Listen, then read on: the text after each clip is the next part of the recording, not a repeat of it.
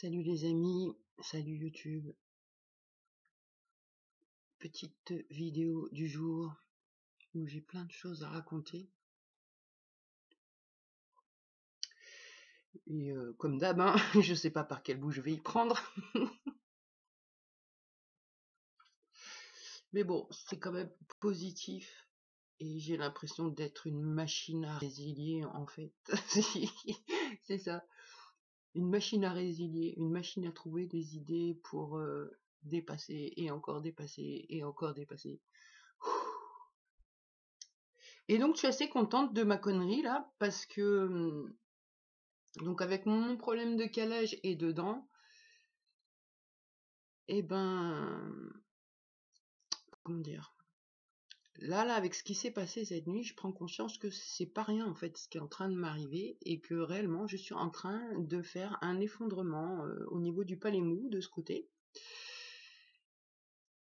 Ça fait pas très rigoler, en vrai, mais ça, mon chirurgien ophtalmique qui m'avait prévenu qu'il fallait faire attention, quoi, qu'il fallait bien que ça soit calé et tout, enfin, bon, bref, par rapport aux yeux, alors moi je sais pas qu'est-ce qu'il a fait comme opération, mais en tout cas, je me rends bien compte que depuis mai, que j'ai plus de calage dans la bouche, c'est la merde, voilà. Et donc là, à l'arrière de la bouche, à ce niveau ici, là où il y a normalement des dents, juste après la dernière dent, il y a une petite boule de gencive qui tient la mâchoire, quoi. Ça doit avoir un nom, mais je connais pas.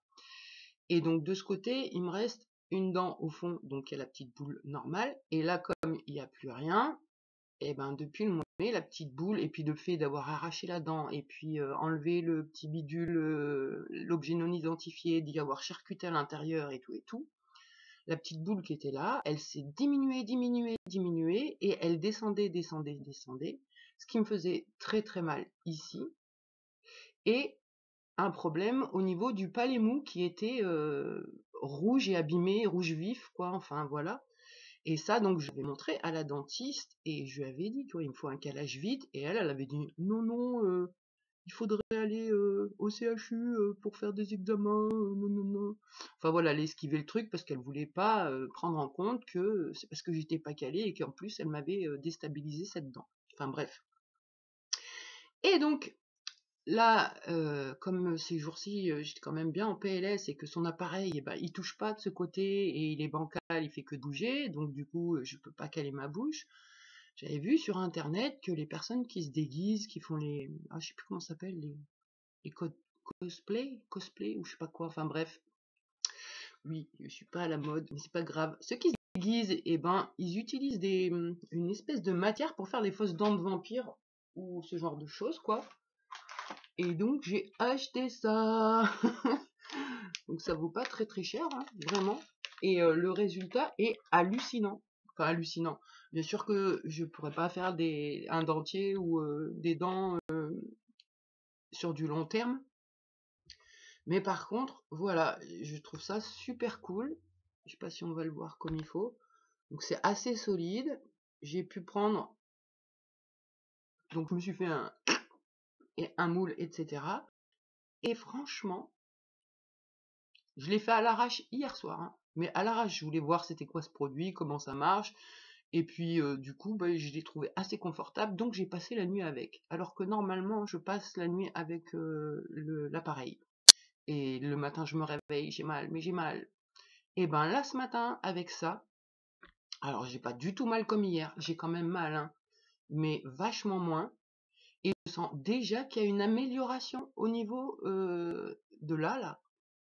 Alors bon, c'est vrai que quand je soulève le palais mou, ça fait un clac, clac, clac, clac ici.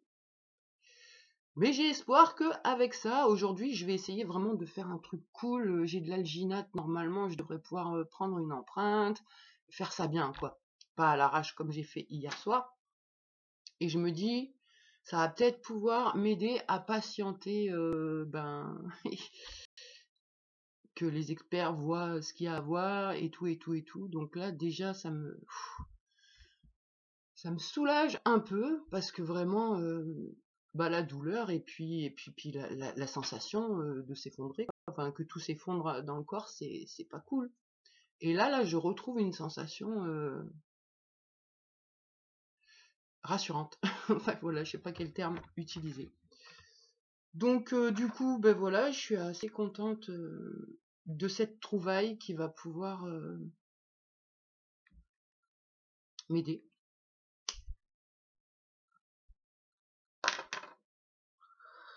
Donc ça, c'était le truc positif. Bon, en même temps, j'avoue que je suis pas hyper rassurée de me servir de ce produit-là, quoi. C'était marqué que c'était pas toxique, mais j'ai franchement des doutes. Mais vraiment. La texture et tout, ça a rien de naturel. Et voilà, je sais pas. Enfin, j'ai pas envie de garder ça très très longtemps dans ma bouche. Voilà. Mais bon, si ça peut m'aider en attendant qu'il se passe quelque chose, eh ben c'est cool. Donc ensuite, j'avais envie de parler d'autre chose. Oh, j'ai tellement de trucs à raconter en vrai. J'ai plusieurs dossiers, j'aurais dû prendre des notes. J'ai un dossier concernant des mémoires et des schémas qui se reproduisent concernant mon père et que je crois que j'ai réussi un petit peu à esquiver et à me positionner. Bon, je vais essayer de raconter ça. Et l'autre dossier, je vais le dire à l'avance, comme ça peut-être j'arriverai à m'en rappeler et je pourrais aligner tout, quoi. Et l'autre sujet, c'est par rapport à la maltraitance dans l'enfance, à l'amour de soi et comment vivre sans amour de soi, en fait, parce qu'on nous l'a volé. Voilà. Mais je vais en revenir donc au schéma de mon père. Il y a quelques vidéos de ça. J'avais dit, il faut faire très attention dès que c'est familier. Et il y a pas un an, mais presque, j'ai rencontré une personne chez mon voisin et on se voyait très rarement. C'était une personne multiple qui a des traumas d'abus aussi. Et au départ, je me suis pas dit, tiens, ça vibre comme mon père. Non, je me suis dit, bah, il a l'air sympa ce type et tout. Et puis je me voyais dans lui parce qu'il est abîmé, etc. Et donc on se voyait quoi, une fois par mois, une fois tous les 2 mois, ça dépend. Et là, ces derniers temps qu'il est revenu dans la région, on s'est vu un jour sur deux, donc souvent. Et donc j'ai pu lui faire des effets miroirs sur sa multiplicité. Et puis là où moi j'en suis, j'ai pu comprendre des choses chez lui, lui expliquer, lui transmettre, comprendre des trucs. Enfin voilà quoi. C'était riche, c'était très riche comme travail. Et je voyais que ça titillait des petites à l'intérieur de moi, qui avaient un espèce de réconfort quand j'étais avec cette personne. Et je me méfiais, quoi, parce que je sais qu'elle avait la petite Sandrine, elle était prête à tout, elle. Donc je restais méfiante. Et là, j'ai compris encore des trucs. Là, on s'est vu beaucoup. Il m'a joué la carte de l'amitié, qu'on est dans la même galère, et que du coup, bah, lui aussi, il est très seul, il vit l'isolement, c'est même pire que moi à certains niveaux. Et, et il me dit, ce qui me manque dans la vie, c'est un câlin, c'est de la tendresse. Et donc je lui dis, bah ouais, moi aussi, quoi. Mais je lui dis sans ambiguïté, quoi, d'amis à amis, frère, sœur, et il me dit oui, oui, c'est exactement ça, nanana, nanana. Donc je me dis, ouais, c'est cool, j'ai trouvé un allié avec qui ben, on va pouvoir se soutenir, parler quand ça va pas, si bien sûr on est disponible pour recevoir l'autre, et puis se soutenir, et le jour où on a besoin bah, d'un câlin, de prendre dans les bras, voilà, c'est possible. Et il était super intéressé par mes formations de massage, etc. Donc, waouh, ça faisait des objectifs, une projection sympathique. Est arrivé ce fameux jour où il a fait la demande de me prendre dans les bras. Donc moi, j'ai vraiment mesuré à l'intérieur de moi si j'étais en PLS ou pas, s'il y a des parts qui étaient mal ou pas, et c'était à peu près tout bien. Et j'avais confiance. Je me disais pas, il va m'en faire une, quoi. J'avais confiance. Surtout que je sais qu'il est abîmé au niveau de la sexualité, donc voilà. C'était cool, jusqu'à ce que il veuille m'embrasser. Et là, je lui dis, mais non. Et je lui dis non. C'est pas ce qu'on a mis en place au départ.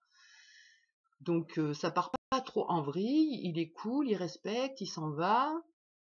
Le lendemain, il vient parce qu'il est en PLS complet. Tout ça parce que j'ai pas voulu l'embrasser. Et donc moi je le recadre, je lui dis mais au départ c'est pas ça, ceci, cela et tout. Donc je lui remonte le moral pendant au moins 4 heures par rapport à cette situation, en gérant mes parts qui étaient un petit peu piquées et trahies par la situation, on va dire. Et en même temps avec toute la bienveillance de comprendre que lui aussi il est traumatisé et que du coup bon ben voilà, il y a des personnages en lui qui ont besoin de ça, les rassurer, etc. Enfin faire toute une analyse, un état des lieux de la situation quoi. Donc discussion pendant 4 heures à lui expliquer que on est amis et qu'il n'y aura jamais rien de plus et que c'est des parts en lui qui sont blessés, qui ont besoin, reproduire les schémas, machin, nanana, pas plus. Ensuite il s'en va. En fin d'après-midi, il m'envoie un message comme quoi il est au fond du trou. Donc je lui dis bah vas-y, repasse si tu veux, pas de réponse. Le lendemain, je lui envoie un message, est-ce que ça va? Pas de réponse. Bon bah ça je suis assez habituée, hein. Moi aussi je peux fonctionner comme ça, mais pas avec les gens où il y a vraiment. Enfin bon bref. Et, euh, et le soir, c'est moi qui suis en PLS, quoi, avec mes histoires de dentiste et tout ça. Et il m'appelle. Et donc je lui dis. Et là, il m'envoie balader. Et j'avais besoin d'un truc qu'il avait. Et il m'a envoyé balader. Et là, j'ai vu à l'intérieur de moi comment ça s'est passé. Donc suite à ça, bah, moi je l'ai cadré, hein, je lui ai dit ok, ciao. Et après, il m'envoie des SMS, il m'envoie des coups de fil, je lui dis d'arrêter, il continue. Et je vois toute la manipulation se mettre en place, et je la connais par cœur, cette manipulation. Et là, je me dis, mais ouais, clairement, c'est tellement familier. Et là, je vois qui? Ben, je vois mon père et sa façon de faire. Sa façon de faire quand il me faisait des misères et qu'après il revenait et qui m'arrondissait les angles pour me faire comprendre qu'il n'y avait pas de problème et tout. Enfin, toute la manipulation que j'ai vécue gamine, il essaye de me la resservir. Donc, bah, merci, grave merci, parce que je vois le schéma. Et, comment dire? Et j'ai réussi à cadrer. Bon, il y a des parts en moi qui étaient mal, hein, qui étaient tristes, qui étaient vraiment pas bien. Mais d'avoir vraiment recadré, repris des distances en lui disant écoute, c'est pas possible qu'on soit amis, du coup, si je te croise, on te dit bonjour, il n'y a pas de souci, hein, mais oublie-moi, quoi, je veux plus partager rien avec toi, quoi. Et, euh, et je vois qu'il essaye encore. Enfin voilà, je vois les schémas, et là, pour la première fois de ma vie, c'était long à mon blablatage, mais pour la première fois de ma vie, je me sens mieux en sécurité. Enfin, dans mon positionnement, d'habitude c'est les autres parts qu'auraient fronté, il serait passé des conneries quoi. Là, j'ai réussi à garder le front, on va dire, si je peux parler comme ça. Et les parts, elles étaient un petit peu pas bien, mais elles ont pas pris le dessus, elles ont pas fait de la merde, et moi j'ai pu me protéger et protéger le corps et protéger tout le monde. Donc c'était super positif de voir ça, quoi. Bon, alors j'ai une part qui est super triste et c'est en lien au père, hein, la déception du père, de la trahison et tout et tout. Et donc ensuite, je vais essayer de continuer mon blablatage sur le deuxième sujet qui est l'amour de soi. Donc cette personne-là là, que je parlais a été abusée et beaucoup trahi petit. Mon père aussi. Mon père avait un père très très autoritaire, c'était un monstre. Il était violent et incestueux. Je sais pas si mon père a été incestueux. Jamais il m'en a parlé. Mais par contre, certaines de mes tantes l'ont dit, etc. Donc, bon, je sais pas précisément, mais le grand-père était vraiment odieux. Ça veut dire quoi? Alors, dans ma logique, un enfant, c'est plein d'amour. C'est l'amour pur quand ça naît. Et selon le parent qu'on a, là, en l'occurrence, mon père était abîmé, ma mère était abîmée, il manquait d'amour à l'intérieur d'eux, qu'est-ce qu'ils ont fait? Ils m'ont massacré.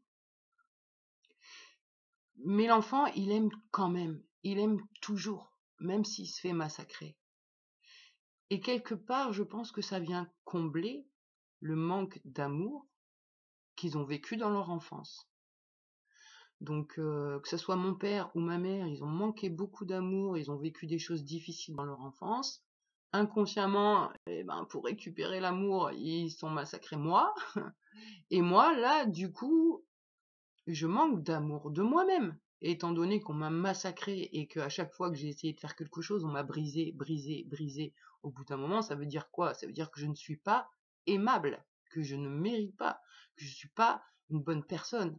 Donc ça veut dire quoi? Ça veut dire que je peux pas m'aimer. L'enfant, il aimera toujours ses parents et il se détestera lui.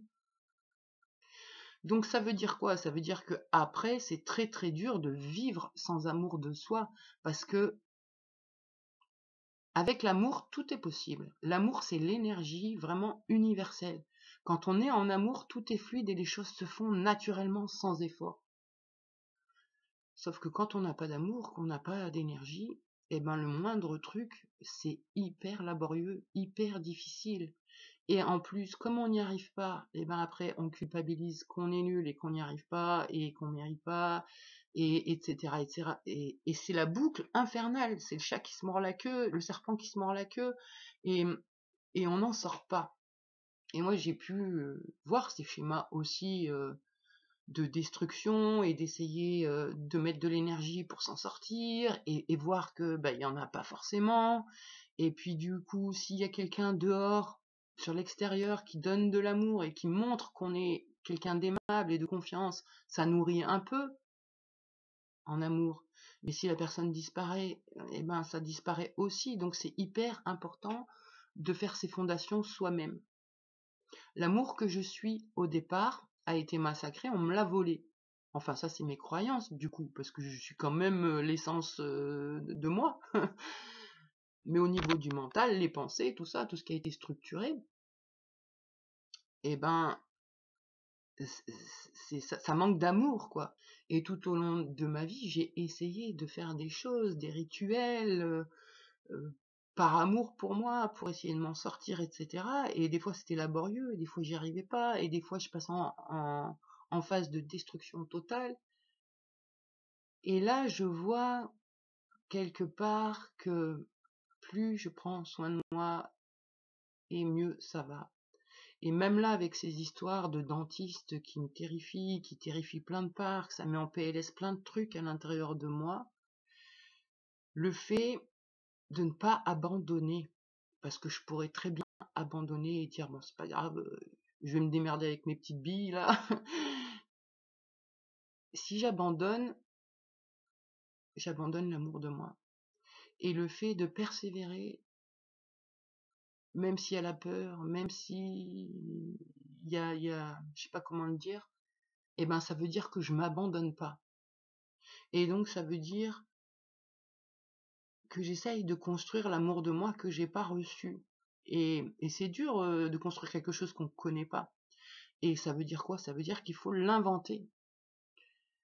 Et c'est compliqué, mais je pense réellement que c'est hyper important. Et pas s'abandonner, c'est aussi ne pas se culpabiliser quand on n'y arrive pas. Je vois, moi, dans mes rituels, par exemple, de yoga, etc., mais quand je suis en PNL, je peux pas. Et il y aurait une part, introjecte qui me dirait, ah, t'es nul. Non, je suis pas nul, j'ai pas les ressources aujourd'hui pour le faire. J'ai pas assez d'amour dans moi aujourd'hui pour le faire. Mais demain, peut-être, j'en aurai récupéré un peu et j'y arriverai. Donc je me dis, dans l'absolu, là, c'est vrai que cette année, j'ai pris super cher. Que cette fin d'année, j'ai vraiment pris très très très très très cher.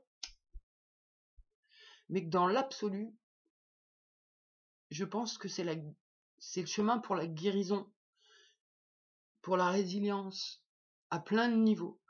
À plein de niveaux. J'en suis pas là encore, mais j'en suis sûre. Enfin, j'ai l'impression. Bon, après, on verra bien comment ça se passe la suite des événements. Mais voilà, j'essaye vraiment de m'aimer comme je suis, de me regarder en face, de voir mes qualités, mes défauts. Et quand je dis mes qualités, mes défauts, c'est de toutes mes parts, de tout mon système. Voir ce qui fonctionne, ce qui dysfonctionne, ce qui met des bâtons dans les roues, ce qui est traumatisé. Et c'est prendre soin de tout ça et voir comment aussi je peux être une belle personne, même avec toutes ces parts abîmées, quoi. Enfin voilà, ma petite vidéo du jour pour dire que j'ai quand même la foi, même si ça me massacre à fond,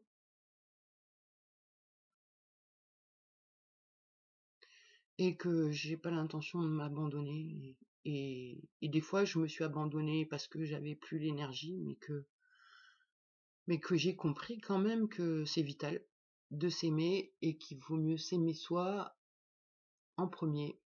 Et là, le coup avec la dentiste qui a réussi presque à me faire douter de moi, c'est-à-dire, bah moi je dis j'ai la dent trop courte et j'ai la dent trop haute, et en face on me dit non, non, non, non, t'es taré, non, non.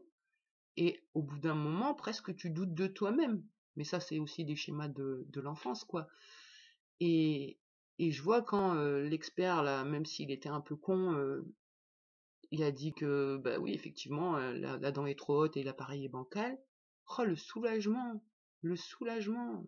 Et c'est ça, en fait, c'est pouvoir se faire confiance. Mais quand on n'a pas pu se protéger enfant, c'est dur de se faire confiance, en fait. Et ça se travaille et ça se gagne la confiance. Je pense que c'est comme avec les gens, quoi, hein. C'est, on se teste et on voit si ça passe, si ça passe pas. Et voilà, donc travailler l'amour de soi, travailler la confiance en soi, s'aimer en priorité, quoi qu'il arrive, même si il y a une armée en face qui dit, enfin qui jette la pierre ou qui montre du doigt, j'en sais rien quoi. Et ben c'est garder sa certitude, sa valeur, etc. Enfin bon, un truc comme ça. Voilà pour mon blablatage du jour. Voilà, je crois que j'ai fini. Mm.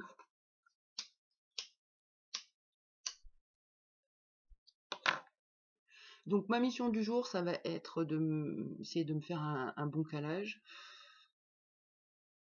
prendre soin de moi, me chouchouter. Là, je vais essayer de décrocher, pas trop penser à ce que j'ai à faire par rapport à l'avocat et tout et tout, et je verrai ça en début d'année. Voilà. Je vais essayer de terminer 2022 dans la douceur et la bienveillance, et je vous souhaite ça à tous, quoi. Vraiment une belle fin d'année. Et à l'année prochaine pour de nouvelles aventures. Allez, bye.